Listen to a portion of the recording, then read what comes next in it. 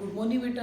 बेटा last class में हमने बात कर ली थी रेजिस्टेंस की सीरीज और पैरेलल में। अब मैं पहले थोड़ा बेसिक कंप्लीट कर देता हूँ थ्योरी पार्ट, फिर नेक्स्ट क्लास में रिमेनिंग न्यूमेरिकल कर लेंगे और कुछ न्यूमेरिकल आज भी हो जाएंगे, ठीक है। तो रेजिस्टेंस को हमने सीरीज में और पैरेलल में ऐड करने के फॉर्मूले बना दिए थे, ठीक है। तो अब मैं हीटिंग इफेक्ट और पढ़ा देता हूँ आपको।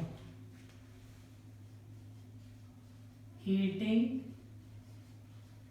Effect of electric current. देखो बेटा, heating effect of electric current क्या होता है, ठीक है। जब हम किसी कंडक्टर से करंट पास करते हैं कुछ टाइम के लिए, तो आपने देखा होगा कंडक्टर का टेम्परेचर इंक्रीज हो जाता है। ये फिनोमेना क्या कहलाता है? Heating effect of current.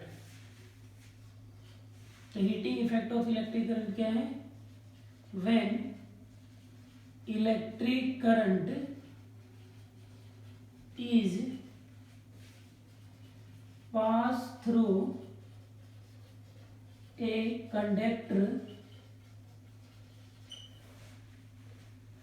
when electric current is passed through a conductor, then after some time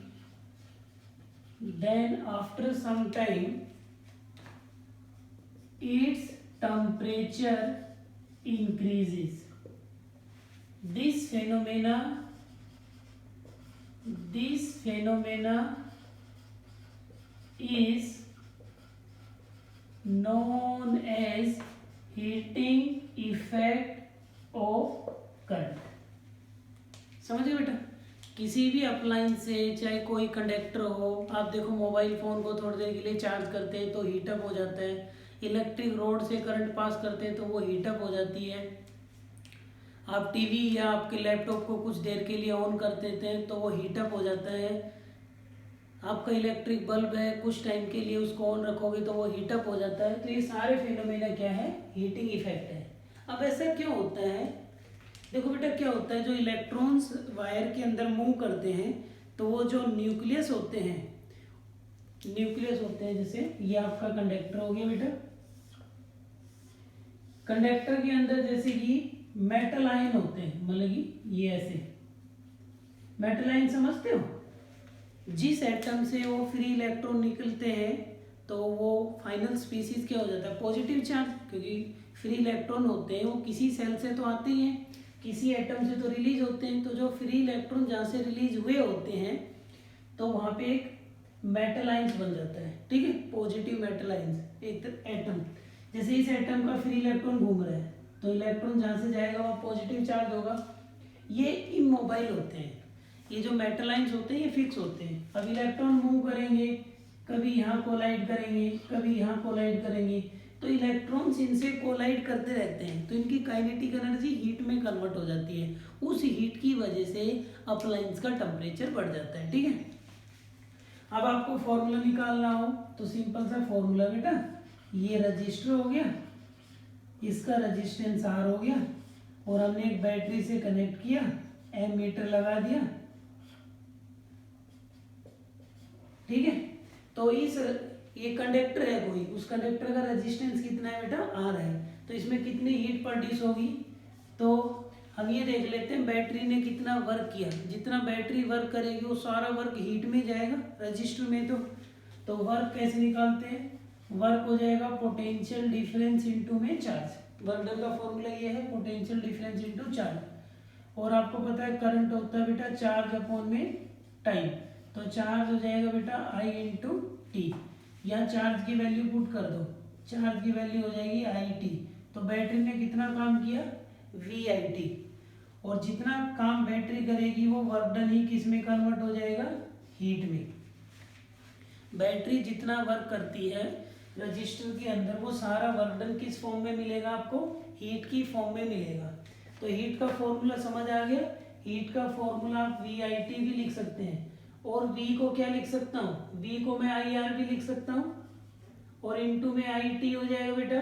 तो क्या बन गया ये? I स्क्वायर हो जाएगा IIRT।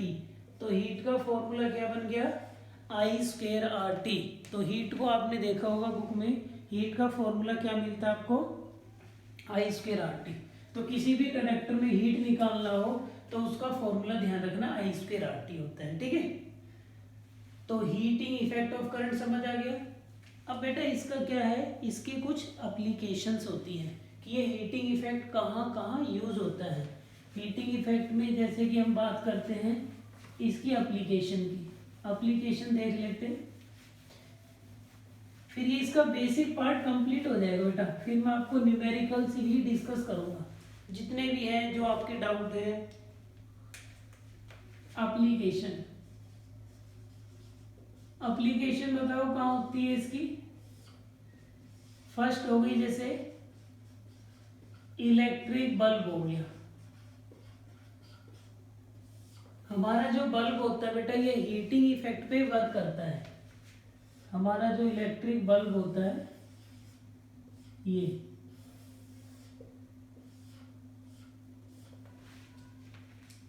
बल्ब क्या होता है, पहले इसमें करंट पास होता है, तो पहले तो ये हीट होता है और हीट होने के बाद तब ये लाइट इमिट करता है। तो ये बेसिकली हीटिंग इफेक्ट पे ही वर्क करता है। अब आपसे एग्जाम में क्वेश्चन पूछा जाएगा, इसमें जो फिलामेंट है वो किसकी है, फिलामेंट किसकी है बेटा, टंगस्टन। फिर आपसे सवाल पूछा जाएगा टंगस्टन क्यों यूज करते हैं। टंगस्टन का high melting point, high melting point होता है, कितना होता है 3380 डिग्री सेल्सियस। मतलब कि इस टेम्परेचर पे भी ये मेल्ट नहीं होगा। कितना समझ आ गया। इसमें टंगस्टन का फिलामेंट होता है, क्यों यूज करते हैं, हाई मेल्टिंग पॉइंट होता है और हाई रजिस्टिविटी होता है। रजिस्टिविटी देखो, रजिस्टिविटी या रेजिस्टेंस ज्यादा होगा तो उससे हीट ज्यादा बनती है। हीट का फॉर्मूला पढ़ा है ना आई स्क्वायर आर टी। तो जितना ज्यादा आर का फॉर्मूला होता है बेटा rho L by A, resistivity ज्यादा होगी रजिस्टेंस ज्यादा होगा, और रजिस्टेंस ज्यादा होगा तो आपने हीट का फॉर्मूला पढ़ा है आई स्क्वायर आर टी। रजिस्टेंस ज्यादा होगा तो हीट ज्यादा होगी, तो ये ज्यादा हीटअप होगा तब आसानी से लाइट इमिट करता है।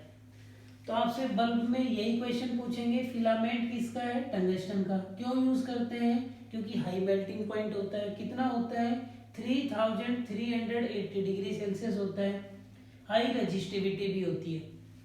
फिर आपसे पूछा जाएगा कि इसके अंदर कौन सी गैस फिल की जाती है, इसके अंदर कौन सी गैस फिल की जाती है,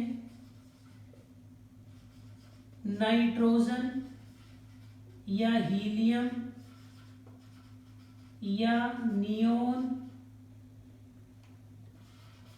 जो आपकी नाइट्रोजन, हीलियम, नियोन, आर्गन, इनमें से कोई भी गैस फिल कर देते हैं जो 18 ग्रुप के हैं, तो ये गैस फिल की जाती है। अब सवाल ये है बेटा, इसमें गैस फिल क्यों की जाती है, इसमें गिलास क्यों लगाया जाता है, बोलो।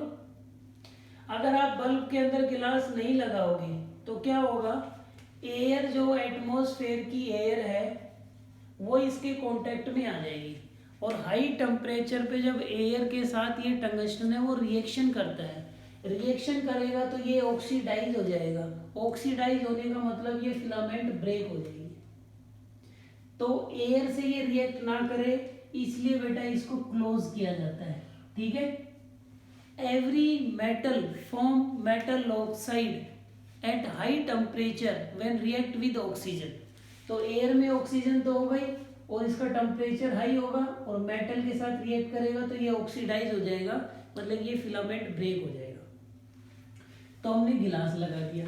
अब गैस क्यों फिल किया, क्योंकि अगर गैस फिल नहीं करेंगे तो हाई टेम्परेचर पे गिलास ब्रेक हो जाएगा, तो गिलास को प्रोटेक्ट करने के लिए गैस यूज करते हैं, ठीक है, समझ गए। तो ये है इलेक्ट्रिक बल्ब। ऐसे ही फिर आपका है electric fuse.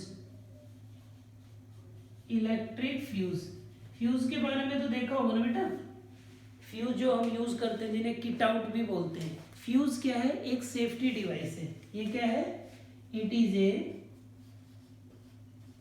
Safety device. Safety device होती है, ठीक है।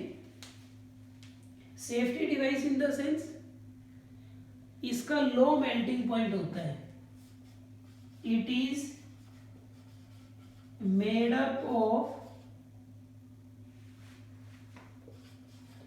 टीन प्लस लेड, ये टीन और लेड का बना होता है। It have low melting point. ये पॉइंट आपको समझने बहुत जरूरी है। सेफ्टी डिवाइस है, टीन और लेड का बना होता है और लो मेल्टिंग पॉइंट होता है। इसका हाई था, इसका लो है। अब मेल्टिंग पॉइंट लो होने से क्या होगा बेटा, अगर कभी गलती से ज्यादा करंट आ गया तो ये पहले ही मेल्ट हो जाएगा और जो करंट है वो आपके घर में सप्लाई नहीं होगा। जैसे आपने यहाँ फ्यूज है लगा रखे हैं, अगर पीछे से हाई करंट आ गया तो ये यहीं पे सर्किट ब्रेक हो जाएगा, आपके जो घर के इंस्ट्रूमेंट्स हैं सेफ हो जाएंगे। जैसे टीवी में भी फ्यूज होता है तो पहले करंट फ्यूज से पास होता है, अगर करंट लिमिट से ज़्यादा है तो फ्यूज मेल्ट हो जाएगा, मेल्ट होके फिर वो सर्किट ब्रेक हो जाएगा, आगे करंट फ्लो नहीं करेगा। जैसे ये फ्यूज है और ये आपका लैपटॉप है, अब यहाँ से करंट आया और ये वायर है।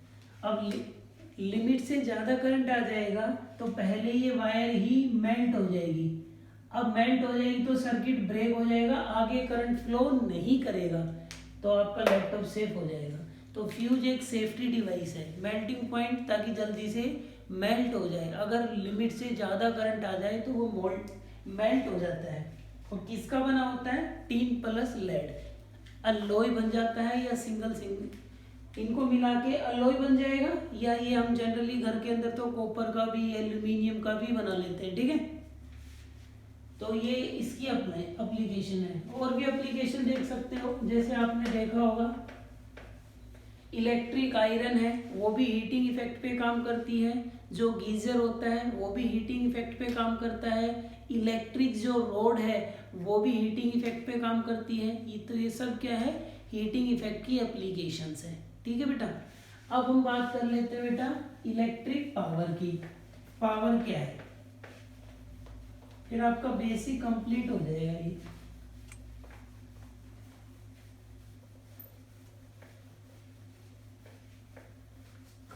अब मैं आपको पढ़ा रहा हूं electric power. Electric power, power का मतलब क्या है, रेट ऑफ डूइंग वर्क, यही पढ़ा होगा। It is rate of doing work. ये तो डेफिनेशन है मैकेनिकल पावर का कि हमने 1 सेकंड में कितना वर्क किया, 1 सेकंड में कितना वर्क डन किया, वो हमारी पावर है, ठीक है। पावर हमेशा टाइम के रेस्पेक्ट में देखते हैं। अगर अप्लायंस की बात करें बेटा, जैसे बल्ब की पावर है 100 वोट, CFL है 15 वोट, आपके लैपटॉप की भी पावर होगी, टीवी की पावर होगी, रेफ्रिजरेटर की पावर है, फैन कूलर सब की पावर होती है, नहीं। तो अप्लायंस के केस में बोल सकते हैं it is the energy consume by any appliance in 1 second. देखो पावर का मतलब ये भी होता है आपका अप्लायंस 1 सेकेंड में कितनी एनर्जी कंज्यूम कर रहा है। जैसे एसी है, एसी 1 सेकेंड में सबसे ज़्यादा एनर्जी कंज्यूम करता है। अगर मैं कहूँ कि बल्ब 100 वोट का है, इसका मतलब ये है कि ये 100 जूल एनर्जी लेता है पर सेकेंड। क्या लेता है ये, 100 जूल एनर्जी कंज्यूम करता है पर सेकेंड। अगर हम बात करें CFL की, CFL का मतलब 15 वोट, तो ये 15 जूल एनर्जी कंज्यूम करता है पर सेकेंड। इसलिए तो बोला जाता है CFL यूज करो, लाइट सेव करो, एनर्जी सेव करो। तो जितनी ज़्यादा पावर होती है इसका मीनिंग ये होता है वो 1 सेकेंड में उतनी ज़्यादा एनर्जी कंज्यूम करता है वो अप्लायंस। अब पावर का फॉर्मूला देखते हैं, मीनिंग तो समझ गए। अब पावर का फॉर्मूला क्या होता है बेटा, पावर का फॉर्मूला चलो बताओ आप ही क्या होता है। पहले भी आपने पढ़ा होगा what is the formula of power. Power का फॉर्मूला क्या होता है बेटा, वर्क अपॉन में टाइम। बताया था ना, रेट का मतलब अपॉन में टाइम होता है, और वर्क अपॉन में टाइम। इसकी एसआई यूनिट होती है बेटा इसकी वोट। पावर को किस में लिखते हैं बेटा, पावर की एसआई यूनिट क्या है, वोट। ठीक है, अब देखो पावर को लिखेंगे वोट में, वर्क को लिखेंगे जूल में, टाइम को लिखेंगे सेकंड में। तो हम बोल सकते हैं पावर का एसआई यूनिट वोट हो गया, वर्क का जूल हो गया, टाइम का सेकंड। तो हम बोल सकते हैं 1 volt is equals to 1 joule per second हो गया। ठीक है, तो वोट हो गया जूल पर सेकंड, इसलिए मैंने बोला था वोट का मतलब होता है जूल पर सेकंड। पावर की और भी यूनिट है बेटा, जैसे आपने पढ़ा होगा पावर को 1 किलो वोट, 1 किलो वोट का मतलब 1000 वोट हो गया। 1 मेगा वोट मतलब कि 10 की पावर 6 वोट हो गया। और भी सुना होगा ना, हॉर्स पावर भी सुना होगा, हॉर्स पावर सुना है ना, हॉर्स पावर का मतलब HP, 1 HP 746 वोट भी होता है। ठीक है, तो ये पावर की कहानी है। अब पावर के और फॉर्मूले देख लो, एक तो पावर, अब इतनी बात समझ में आ गई। अब देखो पावर के फॉर्मूले, पावर को आप लिख रहे हो वर्क अपॉन में टाइम। अभी हमने हीट वाले फॉर्मूले में वर्क को निकाला था क्या, VIT निकाला था, चेक करो पीछे, वर्क VIT आया था अपॉन में T, तो T से T कट गया, पावर का फॉर्मूला क्या आ गया, VI आ गया। और V को मैं क्या लिख सकता हूँ, IR लिख सकता हूँ इंटू में I, तो पावर क्या बन गया, I²R बन गया। तो पावर को VI भी लिख सकते हैं, I²R भी लिख सकते हैं। ठीक है, तो ये पावर के फॉर्मूले बन गए, तो पावर के फॉर्मूले भी बन गए, पावर भी मीनिंग समझ आ गया, ये भी आ गया। एक जनरली आपसे ऐसे क्वेश्चन पूछे जाएंगे कि ये बताओ हमारे घर का इलेक्ट्रिसिटी का बिल कितना होगा, तो मैं उसकी भी बात कर लेता हूँ। देखो बेटा,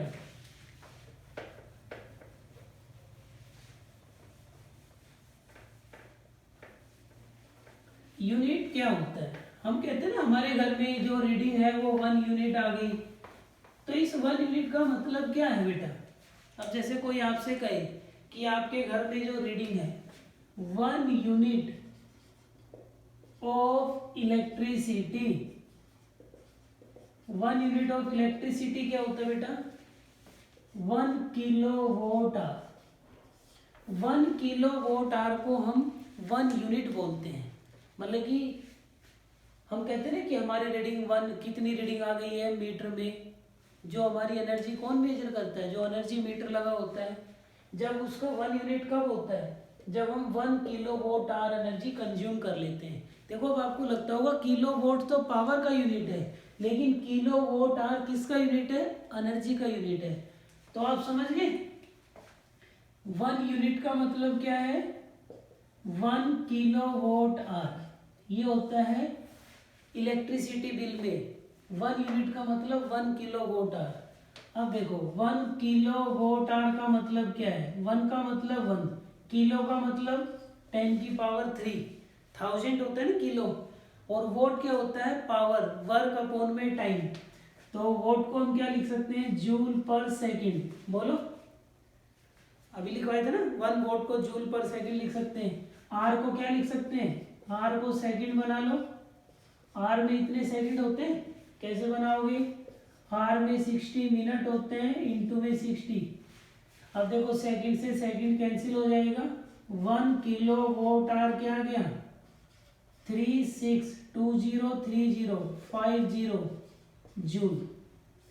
तो 1 किलोवाट आवर क्या होता है, 36 इंटू 10 की पावर 5 जूल।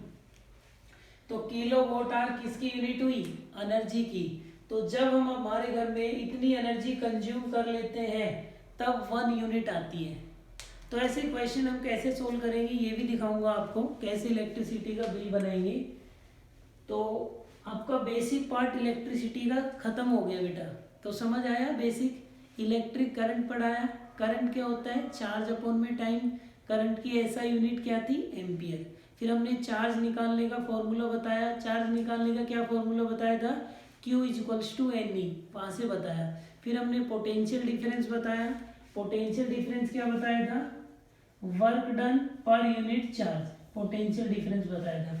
ठीक है बेटा, पोटेंशियल डिफरेंस के बाद हमने क्या बताया था, ओम्स लॉ।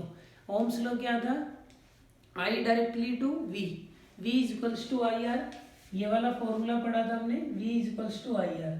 ठीक है, ओम्स लॉ के बाद हमने बेटा रेजिस्टेंस की बात की। रेजिस्टेंस क्या पढ़ा था, रो एल बाई ए, जो किसका अपोज करे, करंट का अपोज करे। फिर हमने पढ़ा था रजिस्टिविटी। रजिस्टिविटी क्या होता है, ये मटेरियल का फिक्स होता है, ये किस पे डिपेंड करता है, टेम्परेचर पे और नेचर पे। फिर हमने पढ़ाया था सीरीज और पैरेलल। सीरीज में रजिस्टर कैसे ऐड होते हैं बेटा, डायरेक्ट ऐड होते हैं, R1 R2 R3। और पैरेलल में रजिस्टर कैसे ऐड होते हैं बेटा, 1 बाई करके। और फिर आज की कहानी आपके सामने है, हीटिंग इफेक्ट मैंने पढ़ाया। हीटिंग इफेक्ट पढ़ा दिया ना, कि किसी कंडक्टर में करंट पास करने से उसका टेम्परेचर बढ़ जाता है, तो ये फिनोमेना हीटिंग इफेक्ट कहलाता है। क्यों होता है, कि जो इलेक्ट्रॉन होते हैं वो मेटल आयन से कोलाइड करते हैं, तो उनकी जो काइनेटिक एनर्जी है वो हीट में कन्वर्ट हो जाती है। कितनी हीट प्रोड्यूस होती है, I²RT। ठीक है, फिर हमने एप्लीकेशन पढ़ा, इलेक्ट्रिक बल्ब पढ़ा। बल्ब का फिलामेंट किसका होता है, टंगस्टन का होता है। टंगस्टन का होता है ना, मेल्टिंग पॉइंट कितना होता है, 3380 डिग्री सेल्सियस होता है। High melting point, high resistivity होता है। ठीक है, कौन सी गैस यूज करते हैं, नाइट्रोजन, हीलियम, नियोन, आर्गन, ये गैस यूज करते हैं। फिर हमने पढ़ा बेटा इलेक्ट्रिक फ्यूज। फ्यूज एक सेफ्टी डिवाइस है जिसका मेल्टिंग पॉइंट लो होता है, वो टीन और लेड का बना होता है। ठीक है, जैसे हमारे घर में किट आउट होते हैं ना, उनके बीच में वायर लगी होती है, वो वायर ही फ्यूज का काम करती है। ठीक है, वो कॉपर की, एल्यूमिनियम की हो सकती है। हमारे घर में इलेक्ट्रिक रोड है, इलेक्ट्रिक आयरन है, ये भी हीटिंग इफेक्ट पे काम करती है। फिर हमने बात की पावर की। ठीक है बेटा, तो ये आपका थ्योरी पोर्शन कंप्लीट हो गया है। अगर इसमें कोई डाउट हो तो आप मुझे मैसेज टाइप करके, व्हाट्सएप करके, कॉल करके बताएं। अब मैं आपको सीरीज पैरेलल के क्वेश्चन करवाता हूँ, फिर पावर के क्वेश्चन कराऊंगा। ठीक है, ओम्स लॉ के क्वेश्चन बेटा हमने देख लिए थे, तो अब मैं आपको सीरीज पैरेलल के कुछ क्वेश्चन डिस्कस करता हूँ। देखो, जिससे आपके बेसिक और स्ट्रॉन्ग हो जाएंगे। अगली क्लास जो होगी वो कंप्लीट न्यूमेरिकल एक्सरसाइज पे ही होगी। अभी काफी क्वेश्चन हो जाएंगे।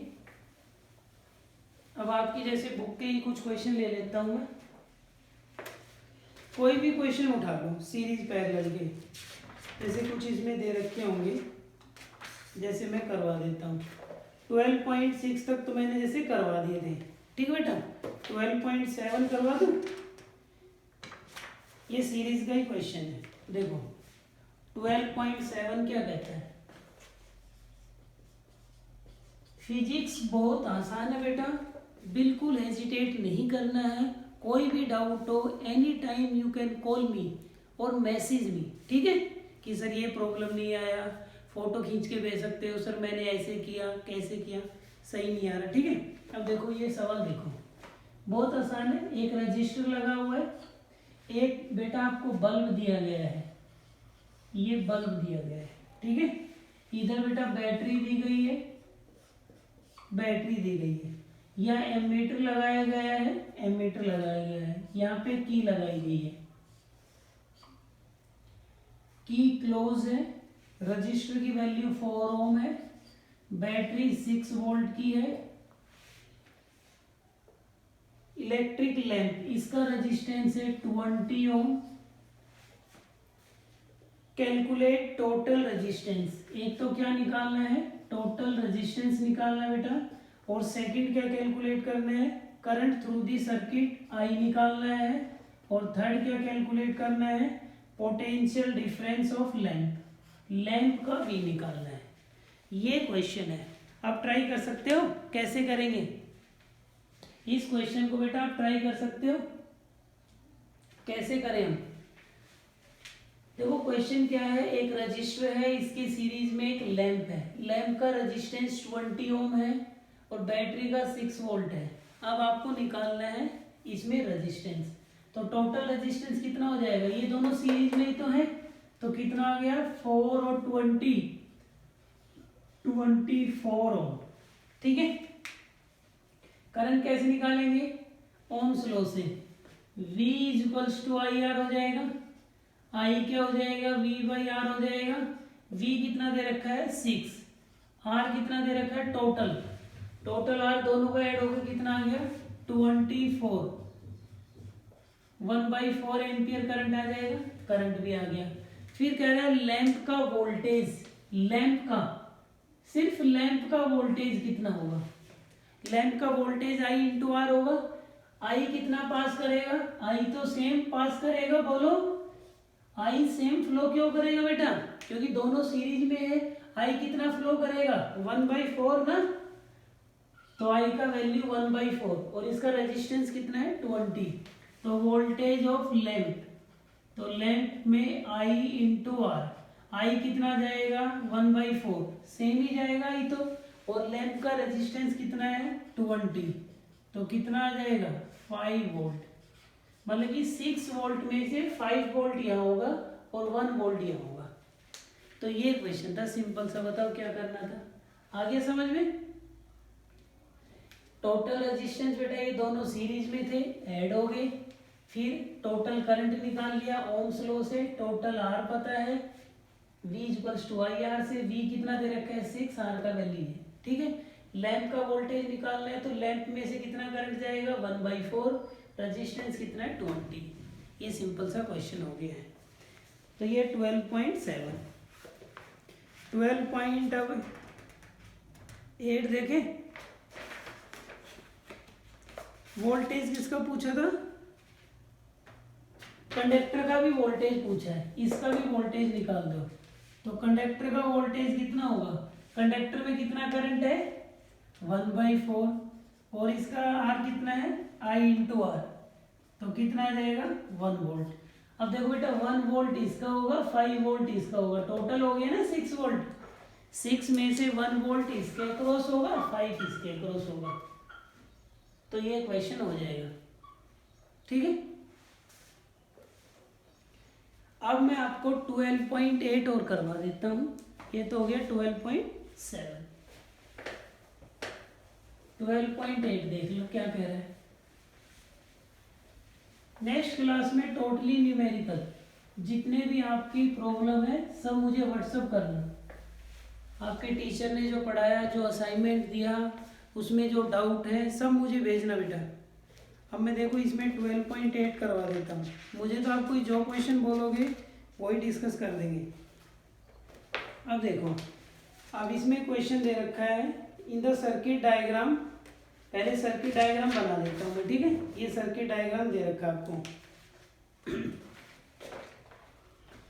सर्किट डायग्राम ये बेटा 3 रजिस्टर्स हैं,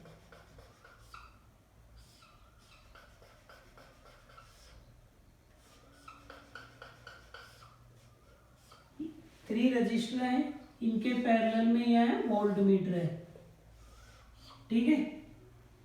फिर यहाँ पे बेटा बैटरी लगा रखी है, की है, क्लोज है, करंट के लिए एमीटर है, ये सर्किट है, ठीक है।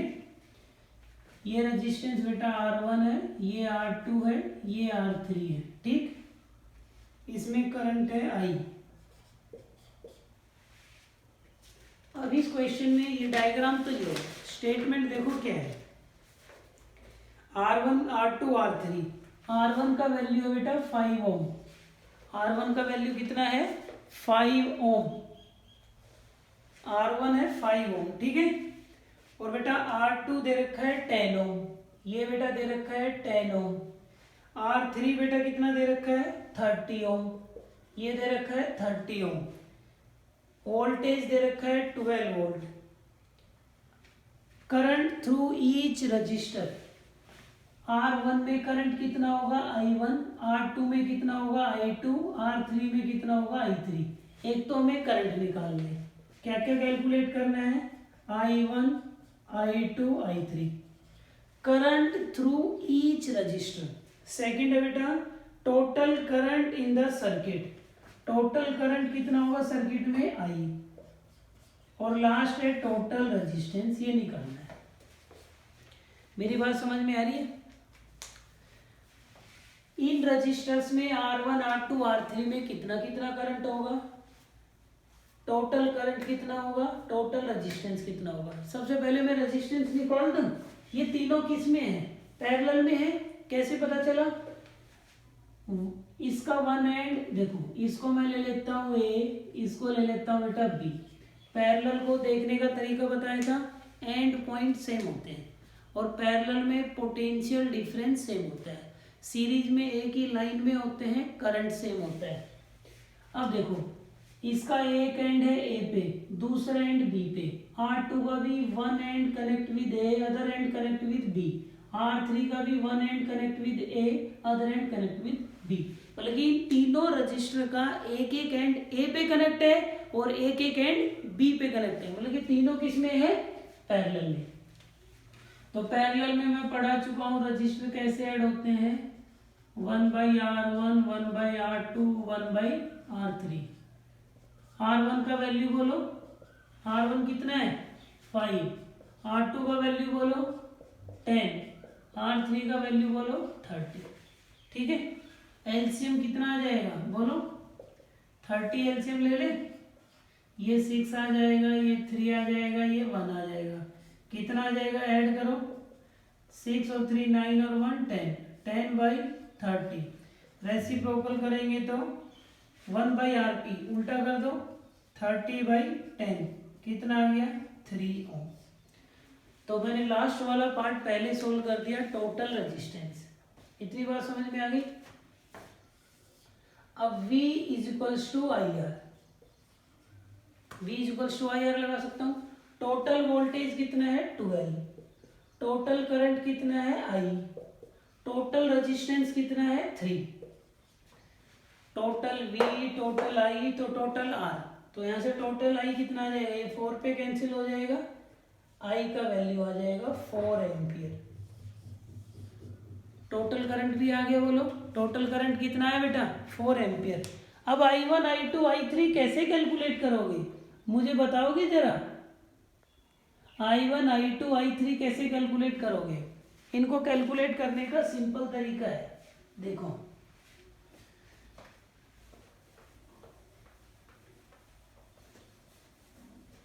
ये तीनों पैरेलल में है और बैटरी भी यही जुड़ी हुई है, बैटरी भी ए और बी से कनेक्ट है। तो इन सब का वोल्टेज कितना होगा 12 12 12 होगा। वोल्टेज मैंने बताया था पैरेलल में सेम होगा, इसका भी 12 होगा, इसका भी 12 होगा और इसका भी 12 होगा। तो मैं R1 के लिए फॉर्मूला लगाऊं, R1 में हो जाएगा V equals to I1 R1। V तो सबका सेम होगा, V1 कितना है 12 और R1 कितना है 5, तो I1 कितना आ गया 12/5 एम्पियर। ऐसे बेटा R2 के लिए लगाओ फॉर्मूला, R2 के लिए लगाएंगे तो क्या आ जाएगा V I2 R2। V तो सबके लिए सेम होगा, पैरेलल में V सेम होता है बेटा। I2 R2 कितना है 10, तो I2 कितना आ जाएगा 12/10, कैंसिल कर लो 6/5 एम्पियर, कैंसिल हो जाएंगे ना 2 पे, ये 6 पे ये 5 पे। R3 की बात करें, R3 के लिए कितना है V हो जाएगा I3 R3, I3 R3, V कितना है 12 और R3 कितना है बेटा 30, तो I3 कितना आ जाएगा 12/30, 6 पे कैंसिल कर लो 2/5 एम्पियर। तो ऐसे I1 I2 I3 आ गए, IB आ गया और RB आ गया। तो ये 2 क्वेश्चन आज तक इतना रखो, नेक्स्ट क्लास में आप अपने हिसाब से मुझे व्हाट्सअप करें या फिर मैं एक्सरसाइज करवाऊंगा, ठीक है। थैंक यू बेटा।